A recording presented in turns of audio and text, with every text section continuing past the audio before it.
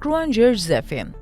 Krishtlindja, ashtu siç festohet sot në shumë vende të botës, është ndëruar në një ritual të zbrazur nga kuptimi i tij fillestar. Dritat vezulluese, reklamat agresive, garat për dhurata të shtrenjta dhe tryezat e mbi ngarkuara me ushqim e kanë zhvendosur vëmendjen nga thelbi drejt formës nga njeriu drejt mbi njeriu. Në këtë proces komercializimi të pandalshëm janë harruar pikërisht ata për të cilët në thelb lindi kjo histori, të varfrit, të përjashtuarit, ata që jetojnë në pasiguri dhe padrejtësi. Historia e Betlehemit nuk është thjesht një përrallë romantike për kartolina festive. Ajo është një histori e ashpër politike dhe sociale, është historia e një populli që jetonte në një perandori që përballej me zhvendosje, dhunë strukturore dhe mungesë të drejtësisë, por që vazhdonte të besonte se Zoti nuk ishte larg, i izoluar në qell, por i pranishëm mes tyre. Pikërisht aty, në një realitet të tillë, ndodh përmbysja më e madhe morale dhe teologjike e historisë. Zoti nuk identifikohet me perandorët, por me ata që vuajnë nën perandorim, me viktimat e saj. Zoti nuk vjen si luftëtar, nuk shfaqet me ushtri apo simbole force, ai nuk lind në një pallat mes luksit dhe sigurisë, por në një grazhd në